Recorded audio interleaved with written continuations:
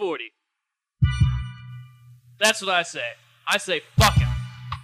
What do you say? I cannot disagree. The guy comes on, just because we get a little bit of a contract dispute, we can't do Renegade Radio for 1 week. He thinks he can just take over and be the premier show on the RCW airwaves. 40's Blocc? Are you kidding me? More like 40 cell block. Doing it on your cell phone? Come on now. We are in a professional studio right now. Where are you at? At a daycare center? Where are you at, son? You know what I'm saying? Neither of my 2 kids are on my lap while I'm doing the show. That's all I can say. I don't even have any kids. And if I do, I ain't paying child support. But you know what we're saying? You know what we're saying? I know what I'm saying. You know what we're saying. We fuck with your soul like a reaver. Scott Starr. Not a joke. But want to know what is a joke? 40's Blocc. Ridiculous. So, obviously, Renegade Radio gone for 1 week, and everyone's like, oh, well, let's just move on and hand the show to this no-talent ass clown named 40 Ounce. He was high. He was high when he was doing the show. Were you sober? With his kids there. With his kids there. I am totally sober. Terrible parent. And you know what? If you don't want us back, that's fine. I have no problem with that. We are only back right now because we were asked to come back. We're here on a per-episode agreement. That's what the new contract states. If you would rather hear kids screaming around, crying because, they're not getting their motherfucking milk at the right motherfucking time. You know what I'm saying? You know what I'm saying. Well, 40, here's what I think about your show. Garbage. So, as far as his kids being in the background, I suppose we should have him neutered. Indeed, control the population.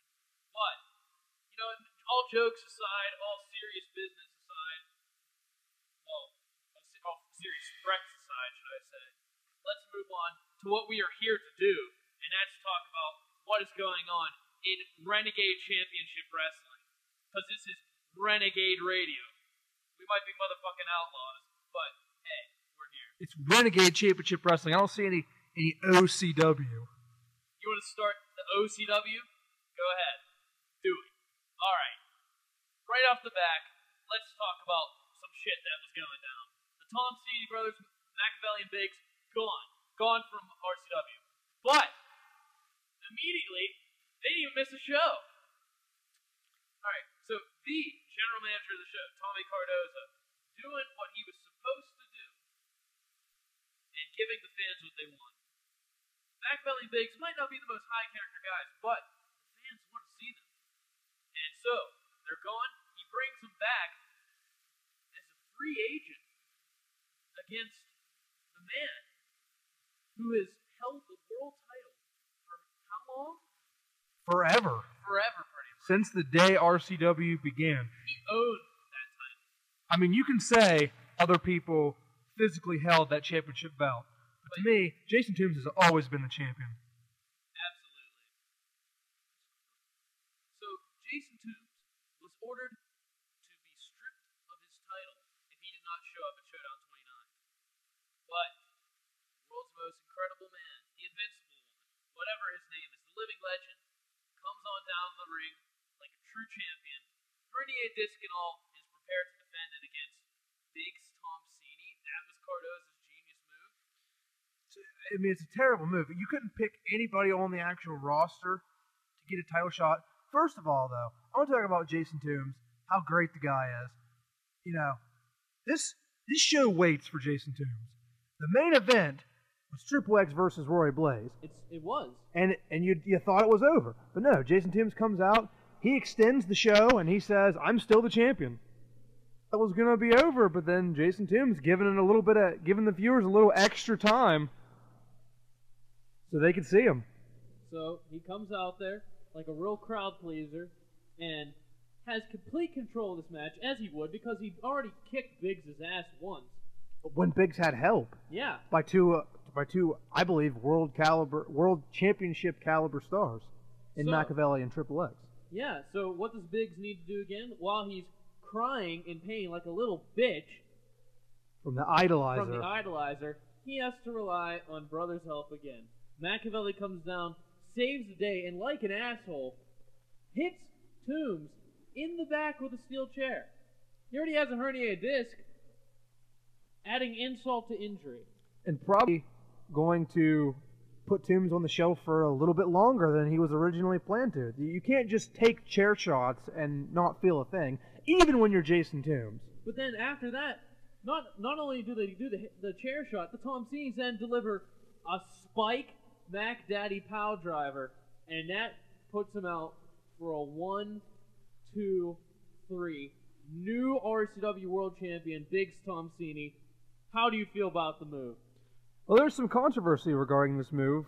As you heard, if you managed to sit through all of 40's Blocc, he talked about how he thinks that Biggs made the demand. He held RCW hostage, put a gun, a metaphorical gun.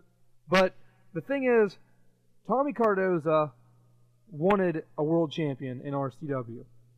I'm not sure that Biggs is the right guy to be the world champion, but I'm going to have to agree with 40 Ounce in his Blocc and say, how dare you? I'm sorry, but I just can't disagree. Anyone who is holding the title and is active in RCW is better than having the champion out on the shelf for 3 to 4 months. You know, typically a herniated disc is career ending, but I give Jason Toombs 3 or 4 months. Well, Tommy Cardoza makes his mark on RCW, changes the whole landscape of the Federation as we know it, and Biggs Tomsini, after walking out on the company, is now the world champion. I don't like how that sounds. And I also don't like the fact that he couldn't even win it by himself. Beyond a shadow of a doubt, this match, you clearly have to give to Jason Toombs. The Idolizer was locked in. Biggs, his hand was up. He was ready to start tapping, and the lights went out. No, sir. As a matter of fact, I'm sure that while those lights were out, Biggs was tapping, screaming that he quit. But there's no way to tell that, just because the lights are out. You can't do any kind of instant replay. And I think this one is going to go down in RCW history as one of the biggest screw jobs in RCW history. The Bakersfield screw job happened at Showdown. I can't disagree with that. But speaking of Showdown, let's just recap the entire card as itself, because there's more people who are important than the Tomsinis. So, opening match, a dark match. Amy Kachira, the first female, if you will, to step into the ring in a long time. Since Sapphire Star. And an opening contest against that crazy clown. This was just a crazy match, ended in a time limit draw. Didn't really get to see a lot from Amy, but looking forward to seeing her in RCW. Yeah, absolutely, and I hope she does well. I mean, definitely earned her a spot on the roster for now. So, then we get into, there's 2 matches here, because Machiavelli, on the way out of the company for a week, he threw out his television title. The only 2-time television champion in RCW history just threw away the title. And now it's up for grabs, and I believe it was Jake Adonis who made this match to decide 4 people to get a chance to become the champion. It's basically a miniature tournament, if you will. And you had Joseph Steele defeat Mad and Insane to advance in that. And also Soul Reaver Scott Starr took out Tommy Gunn, who was already the #1 contender for the title. I really don't agree with that move by Jake Adonis. That is a tremendous oversight of Tommy Gunn earning a shot. But then again, Jake Adonis, a very smart man. Jake Adonis and Tommy Gunn used to be friends, but Tommy Gunn, he killed Jake Adonis' spirit, in my opinion, beating the crap out of him and his fellow Next Generation members, so Adonis exacting some revenge on him through his hour being a GM. Right, but now you're in charge of one of the biggest wrestling companies in the world today. You can't just throw around power and you can't be partial. You have to try to be an impartial general manager. Tommy Cardoza seemed to be favoring the Tomsinis, if you ask me. So, I mean, either